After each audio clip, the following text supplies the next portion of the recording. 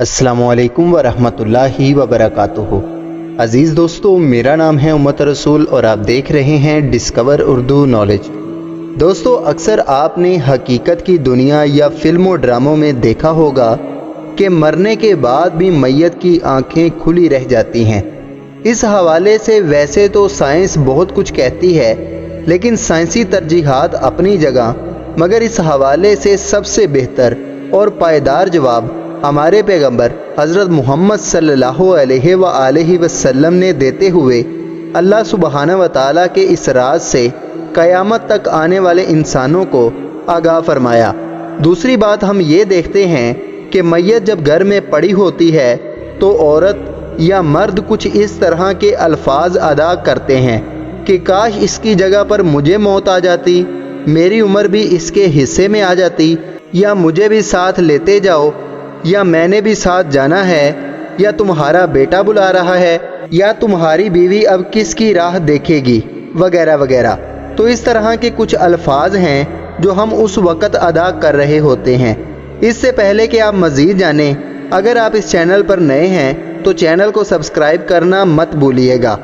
दोस्तों, याद रखिएगा कि आप सल्लल्लाहु अलैहि वसल्लम ने फरमाया था कि जब कोई फौत होता है तो उसकी आंखें एक ऐसा मंजर देख रही होती हैं जो जिंदा इंसानों को नज़र नहीं आता। अबू मुस्लिम और इब्ने माजा की रवायतों के मुताबिक जब सहाबी रसूल हज़रत अबू सलमा का आखिरी वक़्त आया तो आप सल्लल्लाहु अलैहि वसल्लम अयादत के लिए तशरीफ़ ले गए। वो उस वक़्त नज़ाक के आलम में थे।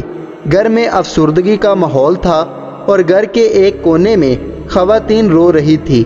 इस मौका पर नबी करीम सल्लल्लाहु अलैहि वसल्लम ने फरमाया कि जब मैयत की जान निकल रही होती है तो उसकी निगाहें परवाज़ करने वाली रूह का पीछा करती हैं। और क्या तुम देखते नहीं, आदमी जब मर जाता है तो उसकी आंखें खुली रह जाती हैं।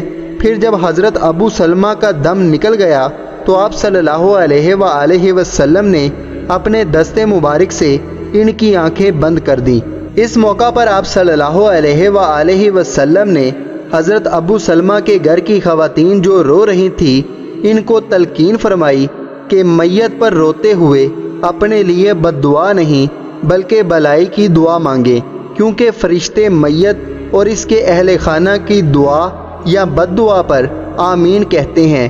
तो यहाँ से आप हिसाब लगा सकते हैं कि हम मरने वाले के लिए दुआ करते ही नहीं हैं, बल्कि हम वीडियोस बना रहे होते हैं और स्टेटस लगाए जाते हैं। और एक बात और भी है, वो ये कि हम देख रहे होते हैं कि कौन रो रहा है और कौन नहीं रो रहा, और बाद में इस पर भी बात होती है कि ये ज़्यादा रो रहा था और वो कम रो रहा था। और ये एक घर की बात नहीं बल्कि हर जगह होता है।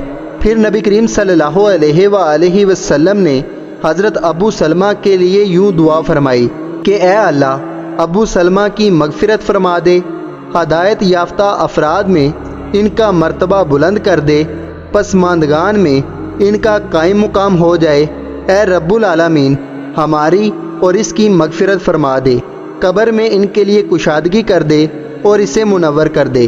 रवायात में ये भी आता है कि वो हज़रत अबू सलमा ही थे जिनकी नमाज जनाजा के दौरान रसूलुल्लाह सल्लल्लाहु अलैहि वसल्लम ने पहली बार 9 तकबीरें फरमाई। तो आज की वीडियो बनाने का मकसद सिर्फ ये था कि दोस्तों, अपने लिए बद्दुआ नहीं दुआ करो और मैयत की मगफिरत के लिए भी दुआ किया करें। अल्लाह हम सब का हामी और नासिर हो। तो दोस्तों, उम्मीद करता हूँ कि ये छोटी सी कोशिश आपको पसंद आई होगी और आपके इल्म में इजाफे का सबब बनी होगी। वीडियो पसंद आए तो वीडियो को लाइक करें, चैनल को सब्सक्राइब करें, अपना और अपने दोस्तों का ख्याल रखें। अल्लाह हाफिज़, अल्लाह निगहबान।